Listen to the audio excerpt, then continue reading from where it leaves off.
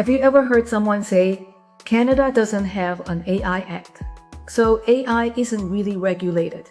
Technically, that's true. Practically, it's not. One of the biggest insights I've gained while reviewing AI governance is that many organizations focus on the technology itself. They ask questions like, which AI model should we use? How accurate is it? How fast is it? Those are important questions. One idea that influenced my thinking for this video came from Dr.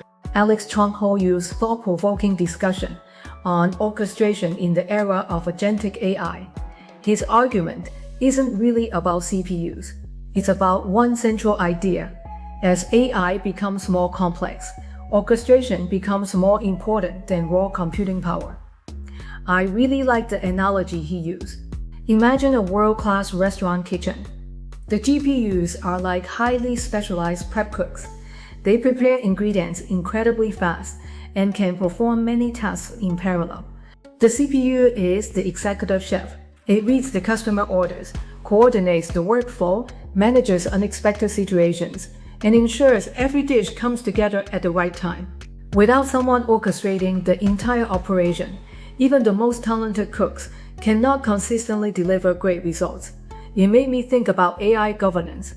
As AI becomes more capable, and especially with the rise of agentic AI, the bigger challenge is no longer just intelligence, it's orchestration.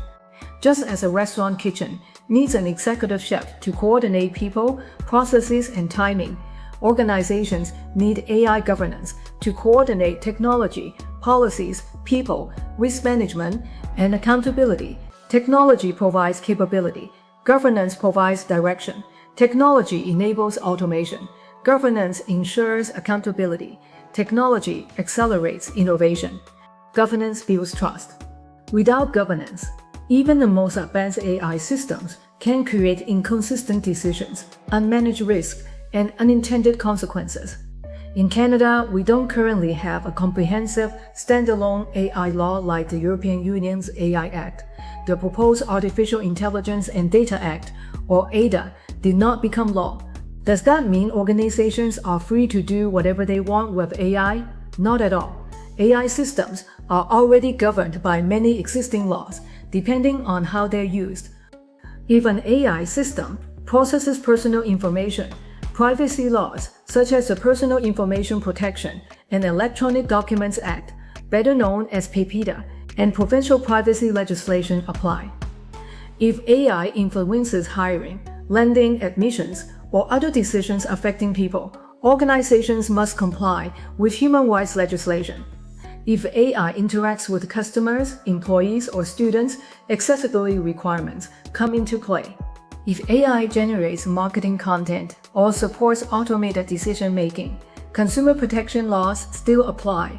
Copyright law, contract law, and cybersecurity obligations also remain fully in effect. In other words, AI doesn't replace existing legal responsibilities, it operates within them. But the picture becomes even more interesting when organizations operate internationally. A Canadian company selling AI products or services in Europe may need to comply with the European Union AI Act and the General Data Protection Regulation.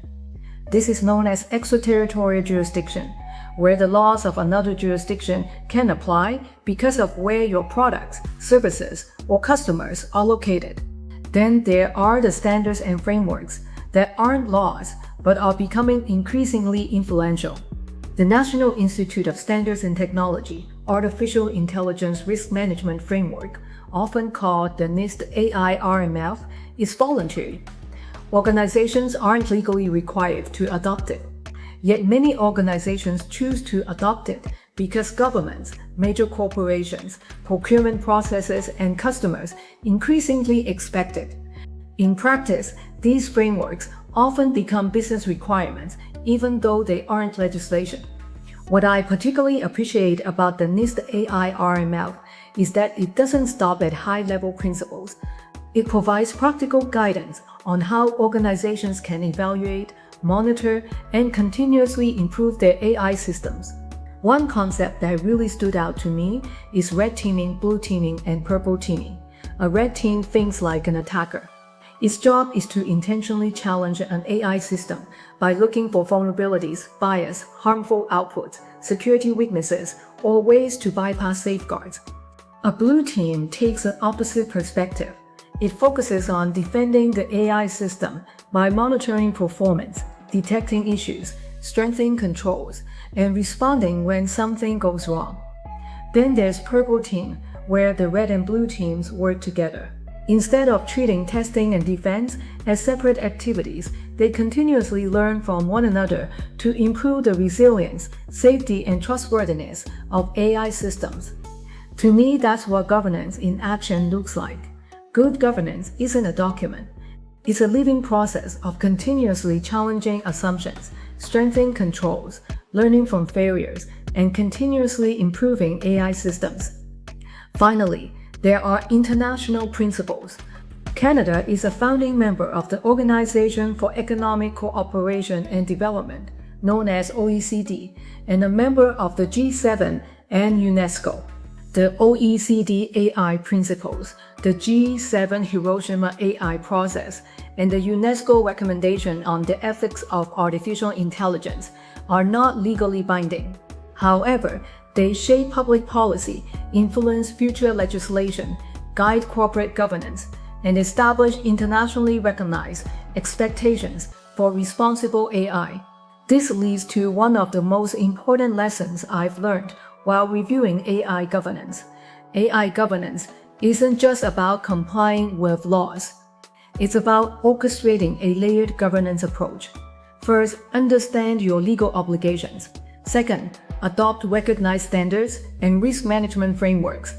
Third, align with internationally accepted ethical principles.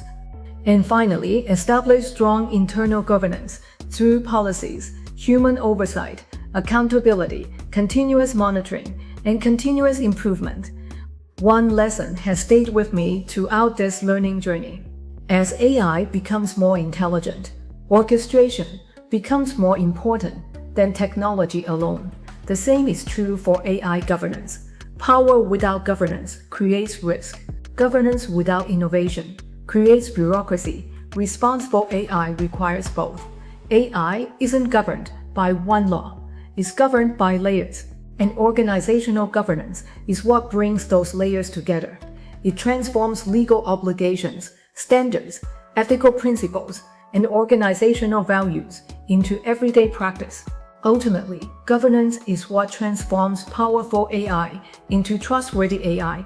Organizations that understand this won't just be prepared for the future of AI, they'll help shape it. Because in the age of artificial intelligence, good governance isn't just about reducing risk, it's becoming a competitive advantage.